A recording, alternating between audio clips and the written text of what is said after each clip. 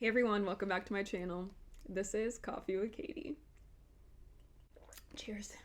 Today's video is going to be my January TBR, so let's just talk about all the books that I hope to read in January. The first one that apparently I misplaced somewhere because I'm planning on reading it is Fireblood by Ellie Blake. This is book 2 in the Frostblood series. This is a series I've mentioned before. It's a trilogy. I've been meaning to finish and I haven't. And I really want to because the first book was a 5-star read for me. So I would love to get to Fireblood. I can't really mention too much about that because, like I said, it's the second book in the series, but the first one I do have right here, and I will read a little bit of the back. It says, the first in an exhilarating series about a world where flame and ice are mortal enemies, but together create a power that could change everything. 17-year-old Ruby is a fireblood who has concealed her powers of heat and flame from the cruel frostblood ruling class her entire life. But when her mother is killed trying to protect her, the rebel Frostbloods come demand her help to overthrow their bloodthirsty king. She agrees to come out of hiding, desperate for revenge, despite her unpredictable abilities.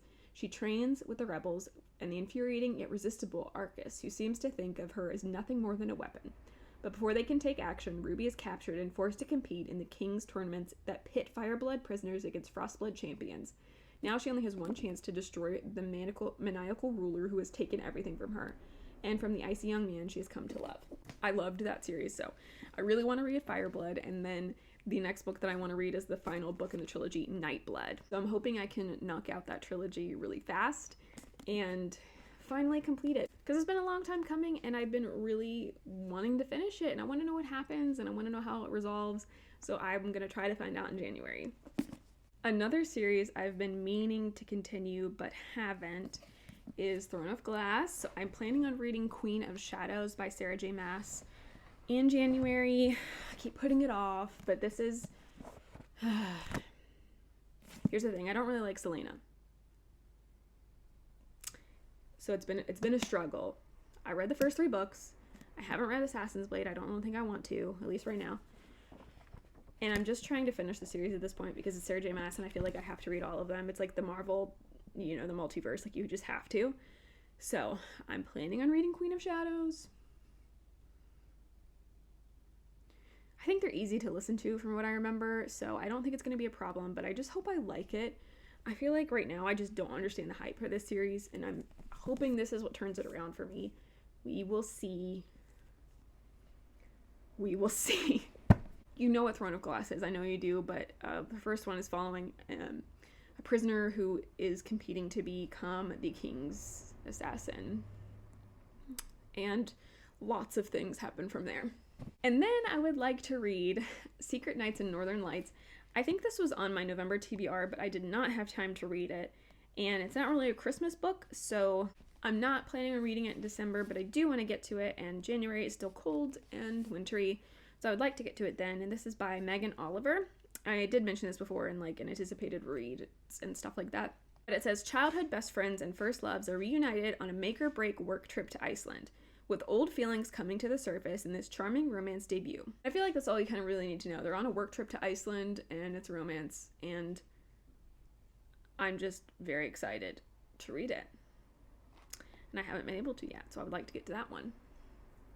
Then, kind of a surprise one, I didn't realize this was coming out in January, but I ended up getting the audiobook on NetGalley, so I can get to it very soon, and that is A War of Wyverns by S.F. Williamson. This is book 2 in the Language of Dragons series, and I ended up really liking A Language of Dragons, even though it wasn't necessarily what I thought it was going to be. It's much more academia, political intrigue, and war focused, and it's also really interesting as the main character is super not likable and has a lot of wrong beliefs, but a lot of things are challenged, and she kind of has to she has to face a lot of things and make a lot of decisions, and that made it a really interesting book and really interesting read, for me at least. And so this is book 2, and I'm very curious to see how A War of Wyverns goes. And if you don't know book 1 and you haven't read A Language of Dragons, I can read you a little bit of the synopsis. It says, every act of translation requires sacrifice. Welcome to Bletchley Park with dragons. London, 1923. Dragons soar through the skies and protests erupt on the streets. But Vivian Featherswallow isn't worried. She's going to follow the rules, get an internship studying dragon languages, and make sure her little sister never has to risk growing up third class. By midnight, Viv has started a civil war. With her parents arrested and her sister missing, all the safety Viv has worked for is collapsing around her. So when a lifeline is offered in the form of a mysterious job, she grabs it. Arriving at Bletchley Park, Viv discovers that she has been recruited as a codebreaker, helping the war effort. If she succeeds, she and her family can all go home again. If she doesn't, they'll all die. At first, Viv believes that her challenge of discovering secrets of a hidden dragon language is doable, but the more she learns, the more she realizes that the bubble she's grown up in isn't as safe as she thought. Eventually, Viv must decide, what war is she really fighting? An epic, sweeping fantasy with an incredible dark academia setting, a clandestine, slow-burn, enemies-to-lovers romance, and an unputable down story filled with twists and turns, betrayals, and secret identities.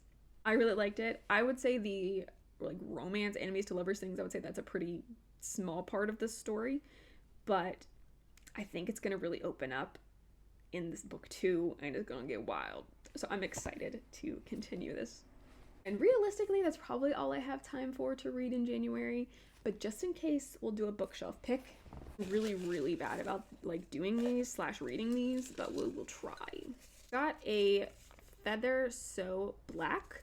Let me grab that real quick. That's actually one I've really been wanting to read. If I remember correctly, this is a Swan Princess retelling. I love the Swan Princess. A Feather So Black is a sizzling fantasy romance set in a world of perilous magic and moonlit forests, spinning a seductive tale of a changeling princess, her cursed sister, and the dangerous Fey Lord she must defeat to save her family. Sign me up! I've heard good things about this, and I actually have the second book already. And I think the third book is coming out soon for Fairy Loot, so I really need to get going on this, but this is the last one that I hope to read in January. Those are all of the ones that I hope to read in January. I would love to know if there's a book that you want to kick off the new year with, because that is crazy that's quickly approaching. If you want to leave it in a comment down below, I would love to know. Or if one of these books is also one that you're hoping on getting to soon. But for now, that is it for today's video. Please like this video if you liked it, subscribe if you want to, and I will see you next time. Stay safe and caffeinated. Bye.